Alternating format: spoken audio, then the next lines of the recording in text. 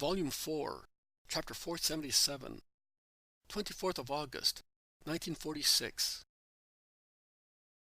Awaiting Johanan's peasants near the Jezreel tower.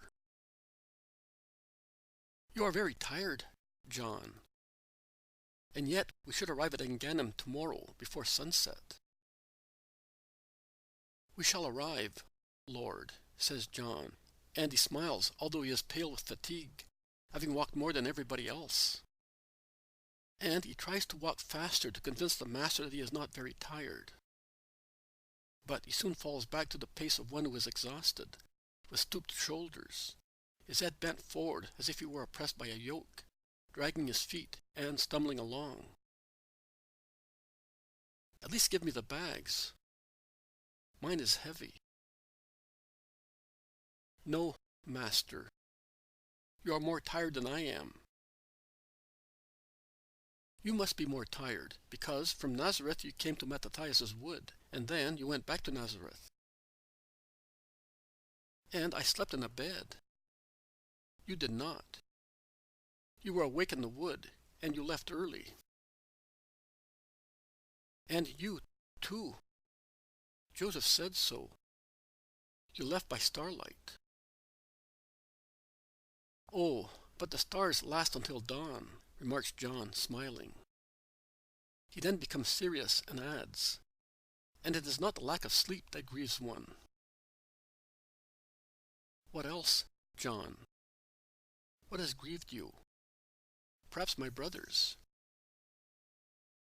Oh, no, Lord. They as well.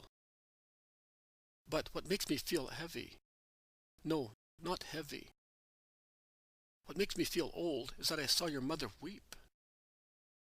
She did not tell me why she was weeping, and I did not ask her, although I felt inclined to do so. But I looked at her so much that she said, "I shall speak to you at home." Not now, because I would weep more copiously. And in the house she spoke to me so kindly and so sadly that I wept as well. What did she tell you?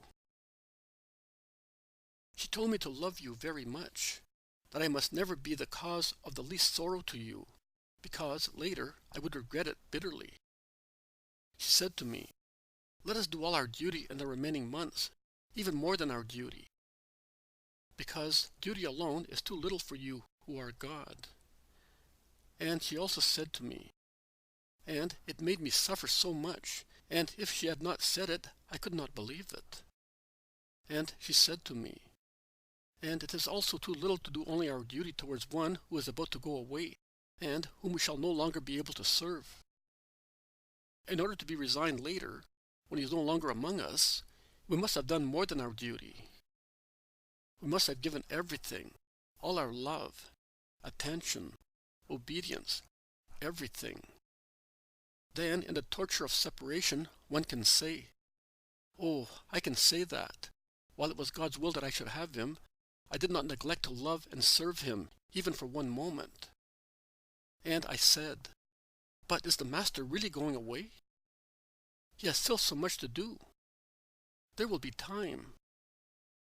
And she shook her head, saying, and 2 large tears streamed down from her eyes, 'The true manna, the living bread will go back to the Father when man rejoices, savoring again bread made with new wheat. And we shall be alone, then, John.'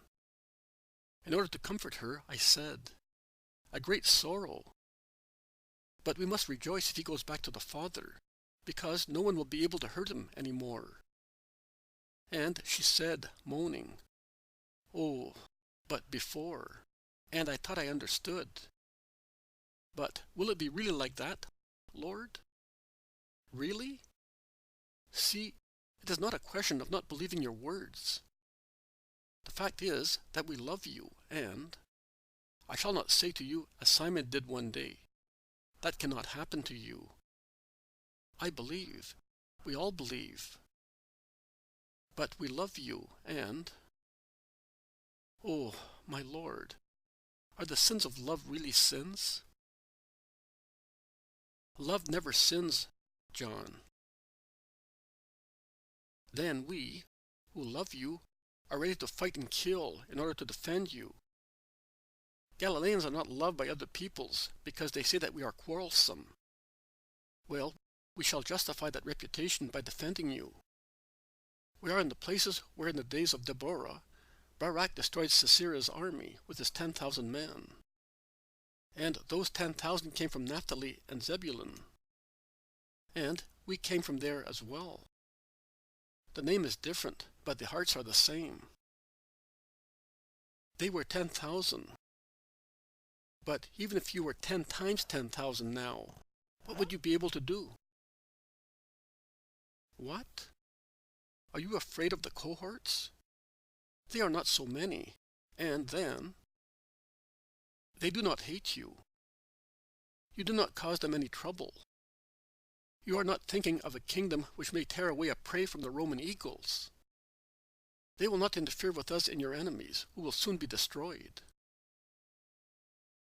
Even if you were 1,000, 10,000, 100,000, of what avail would that be against the will of the Father? I must fulfill it.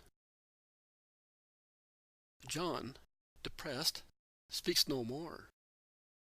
How odd is the stubbornness and mental inability even of the best followers of Jesus to understand his greatest mission. They accept him as Master and as Messiah. They believe in his power to save and redeem. But when they face his way of redeeming, their intellects become blind. The very prophecies seem to lose their value with regard to them.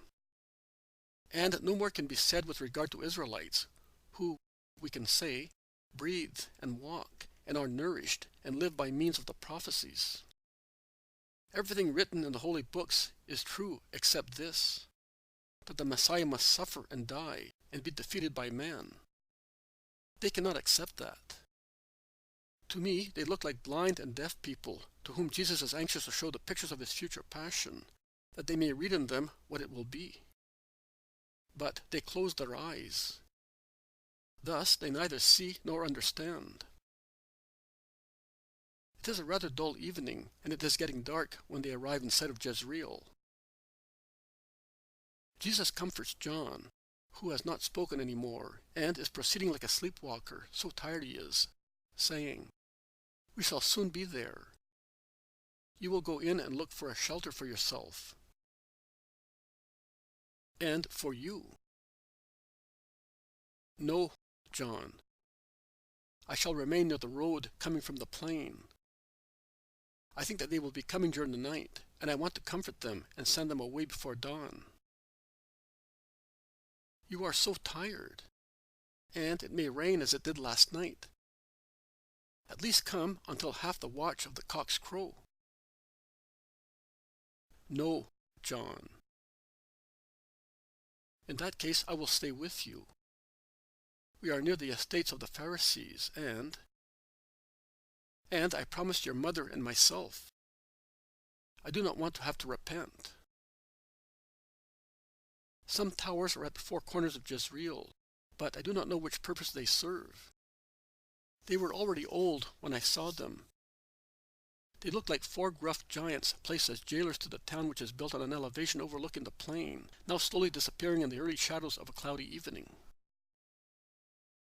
Let us climb that slope near the tower. We shall be able to see all the road without being seen.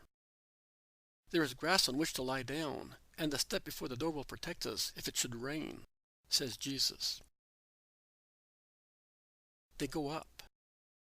They sit down on a very low wall, which is half ruined, and is about 10 meters away from the tower. It looks like a protection built in olden times around the tower. It is almost completely crumbled, and thick grass covers the ruins with huge cascades of wild convolvuli and other herbs, which grow among ruins, with large downy leaves, the name of which I do not know. They nibble at some bread in the last light of the day. They have nothing else. John, although exhausted, eyes the branches of a fig tree, which has come up, twisted and disheveled, among the stones, and among the yellowing leaves he discovers some small figs, spared by birds and children. They eat them, completing their meal. They have water in their little flasks. The meal is soon over. Does anybody live in the tower? Asked John, who is sleepy. I do not think so. No light or sound leaks out of it. Did you want to ask for shelter? You are dead beat. Oh, no. I was just wondering. But it is pleasant here.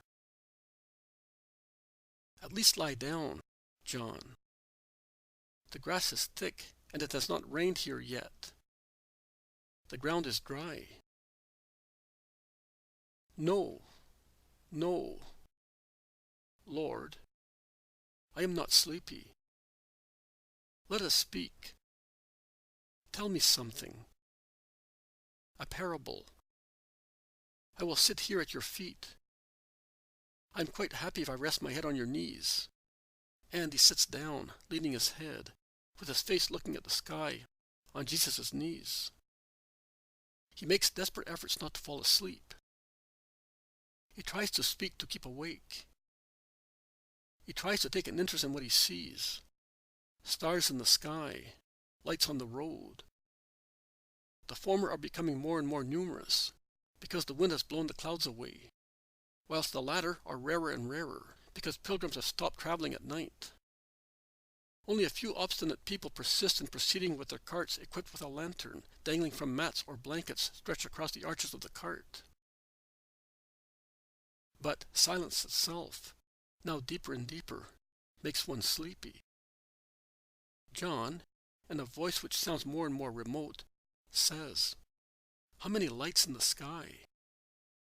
And look, some seem to have descended upon the earth and tremble and quiver as they did up there.